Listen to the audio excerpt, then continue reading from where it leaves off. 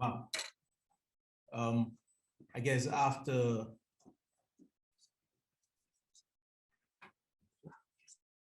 okay, thank you. I guess after all the wonderful presentations we've had so far, it's about a good time where we should be having a nap now. But permit me to encourage you to do one or two things, if you don't mind. Or stand. Now, ladies and gentlemen, shake it. Come on, shake, shake, shake, shake, shake. Come on, shake it. Come on, shake, shake, shake, shake, shake, shake, shake, shake, shake, shake. Shake it, shake it, shake it, shake it. All right. Okay. Now you can take your seat. Thank you very much. Thank you. At least in the next 30 minutes, you won't be sleeping, I hope. Okay. Okay. That's quite interesting. Listening to the previous conversations with Laurie and the other presenters, I think there's a close match from what I'm going to lead on to with respect to what you've heard thus far. So allow me to extend, and with all protocols, say greetings and welcome to this session, which again, as the chair said, is the last session for today. And this is about automation in HR. And conceptually, my focus will be looking at automation and how that can be used in transition. And of course, looking, again, I've tried to put a caption in here. It's a case of moving from tedious to transformative, approaches to human resources, especially as the theme says, we're going to adapt, innovate, and evolve. And we're looking at the roles of HR and ICT. A little bit about my, so that even if you forget everything I say today, hopefully you remember. Don't mind that photograph. It was something I took some years back. Yeah, sure. When I was a little bit, okay, right, okay. A little bit about myself. Being in the technology space for over 25 years now, done quite a bit of transformation back in Nigeria before migrating to the UK.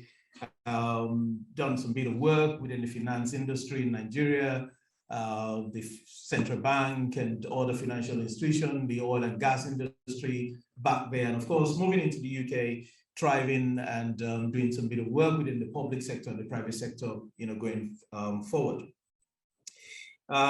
In my space as a project manager, as a career coach, and as a mentor, I also spend time on those two last bit, that you have in there. I love classical music. Yeah, if you permit me, I would not sing today, yeah, because I know you're already getting scared. Okay. Now, I won't give a concert now. All right. And if there is any other thing you want to invite me for, please take note of that last bit. I love good food. Okay. So, in a nutshell, within the few minutes I've got, we're going to be looking at the benefits of HR automation and how to plan for it. We're looking at key HR functions where automation can immediately save time and money, and why technology creates an enhanced people-centric experience. And you might just wonder, does it really create that people-centric experience? Thinking back at what HR really is all about, you will agree with me, it's a non-stop shop. I don't know about you. It's more like that's your first point of call, getting into an organization, and almost your last point of call when actually you're leaving the organization, because HR will want you to drop everything that you've acquired from that organization before you bid them buy. Okay, so taking a lead from what we're saying, it's all looking at, how HR will be able to deliver that. The quest for more time for value-add activities like talent acquisition, strategic planning, and improving the employee experience, which can reap both time and cost savings with the application of automation processes. Now, I'll just give a synopsis of what happened last week, because in our consulting approach, we had this client who is actually a charity here in the UK. Engaging with the client, we're able to save them not less than £15,000, which they would have committed to simply if they'd not taken this approach of automation. Case in point, so they've got this HR system in place, which they procured some years back. However, these organizations actually run their payroll in Nottingham. Now, if you know a little bit of UK, Nottingham is not just down the corner, okay? So it's fair some distance for you from London. They're based in London, but then they have to send their HR, their payroll information to Nottingham for a company there to actually run their payroll for them on Sage 50. And I'm sure some of you must have heard of Sage before. Now, what's the downside here? Coming in to work with this organization, we actually realized that they could have been running their payroll inside. They could have been running their payroll on their own premise without, having to send an Excel spreadsheet to another company in Nottingham to translate the Excel spreadsheet into Sage. I'm sure you're already thinking of error transcription. Okay, so we're getting prone into what if the data did not get there, or what if that get lost, or what if somebody decides to press 1 instead of pressing, or presses 2 zeros instead of pressing 3 zeros. So it now becomes an issue when you now see that more time is actually being expanded, all because singly we're trying to run payroll on a monthly basis. Now, where's the catch here? They have a system in place, and all they needed to do was turn on the button that says, we need payroll. Without a switch on that, because the functionality was already on the system, but they never knew that a tick on that will just mean that they could run their payroll internally. £15,000 that they've been spending. I'll be initial now. I know it's a mix of two bags, because then the company in Nottingham is going to say, who on earth is this Olu that they got that stopped this £15,000 from coming to us on a monthly basis or on an annual basis? But this is the power of automation, and that's where adapting and innovating and evolving could come into play. Can I just borrow your experience for a while? Do you mind? Can you all please just pop in your phone for me, your mobile phone? Can you? Yeah, let's have a wave of the mobile phones. Thank you. I know everybody would have one. Okay, Prof, can you tell me how many of the functionalities do you actually use on your phone, sir? Less than 10. Less than 10. But sir, did you buy less than 10? Or you bought everything? Now, that exactly is what we're talking about automation. Now, can we automate, or should we automate? Are there benefits in automation? Indeed. If you listen to the conversation that Laurie gave to us previously, I mean, it all revolves around what we were doing before. And I'm sure many of, okay, not many, but I'm sure some of the elders here they can relate to this picture, the days where, you need to punch on that machine and, get to print it out and make some errors and repunch and all that. But of course, going away from that era, we're saying that the age where we are in now is the age where we evolve into the process of creating software and systems to replace repeatable processes and reduce manual intervention. And that, in a nutshell, is what automation is all about. Again, key phrase here is what? We're trying to create software and systems. Those software and systems are meant to replace repeatable processes and reduce manual intervention. Now, underline the word that I said reduce. I did not say totally eliminate the manual intervention, because again, we're still going to expect somebody to at least turn it on. Just like I said to you, in the payroll saga, somebody still needed to switch on that button to say, we need you to run payroll.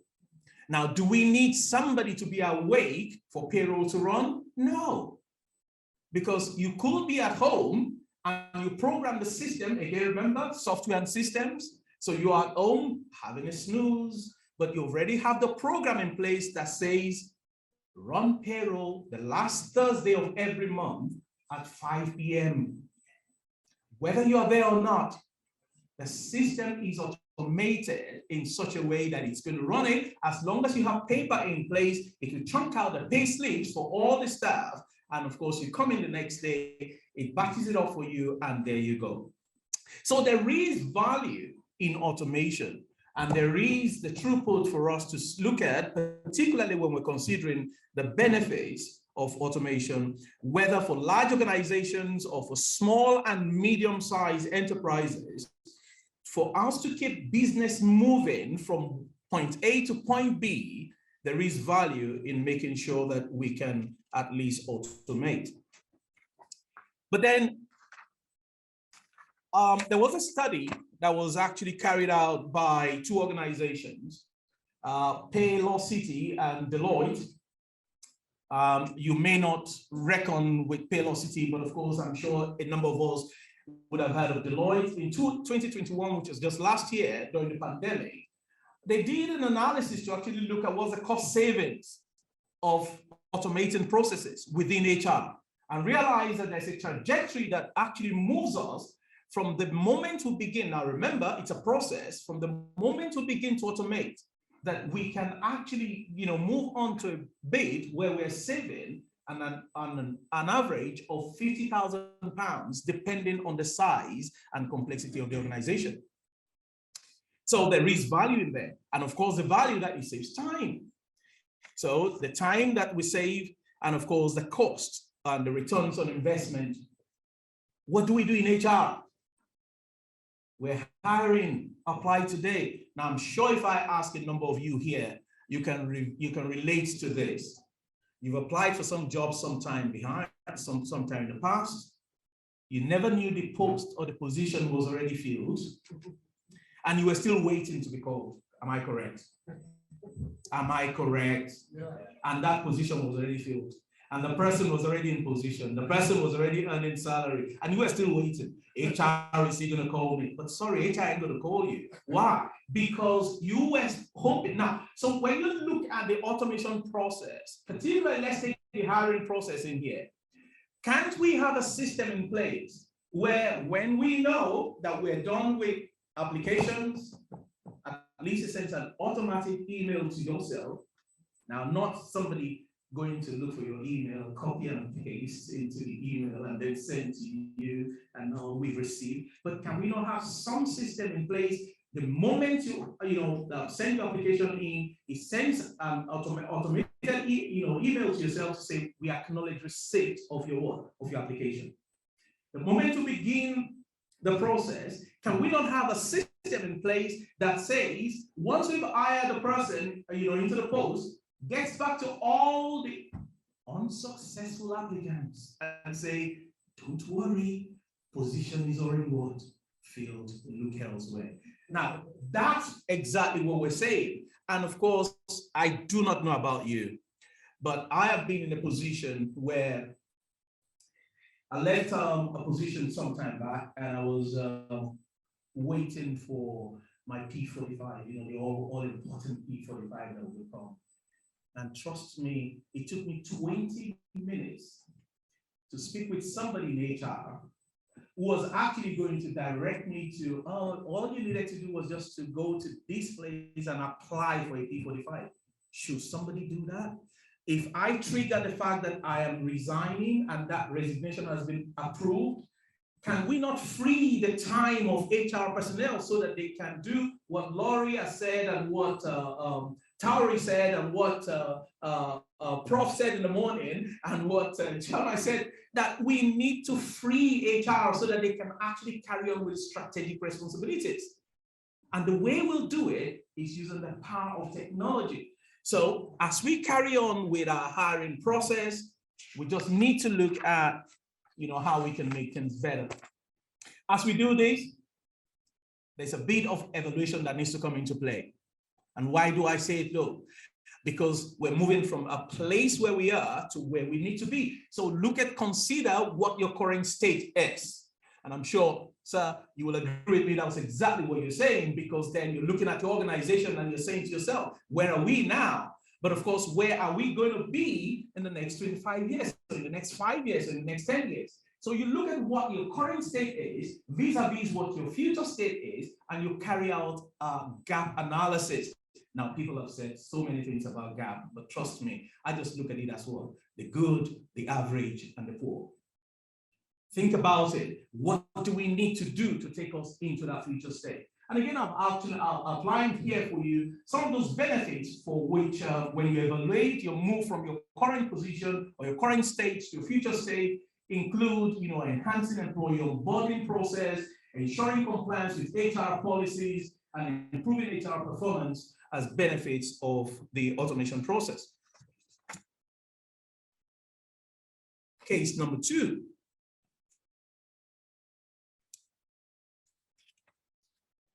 Onboarding process. If I could ask, can you give me an average time that it takes to actually onboard a new staff? Give me an average. Throw it in the air, anybody. Average. Sir, ma? 3 to 6 months, sometimes a year. Yes, sir. Talk to me. Average. Yes, wake up. No, you don't have to be an HR person. How long did it take you to get onboarded? Probably 3 months. 3 months. Wow. Prof. 3 months for me. 3 months for you. Now, quick question. Why should it take HR 3 months to onboard a staff? There are some processes that we can actually automate. Why do I need to be in position before I start reading about the policies and procedures of the organization? Give me a link to that. Get the workflow in position, so at least I know that I've completed this, and of course it takes me to the next step, and it takes me to the next step, and of course it gives me an all clear that I've done this, I've done that, and of course if I've not done it, it takes me back to say, well, you've not actually done this bit. Again, there are challenges that we need to look into that, but of course in the challenges we need to map it out. I mean, that's important. So it's, again, remember when I said it's a journey. So the process of automation is one thing that we need to, make sure that we're managing as a journey. Not it's not meant to be a sprint; it's a marathon. So we're actually making sure that we're learning as we go on that trajectory. Okay, so quickly, I just want to touch about, and perhaps in rounding up, looking at the 4 steps. So perhaps the first step is to evaluate it by taking a critical internal look at your team and your organization holistically. Yes, what do I mean? Do a SWOT analysis.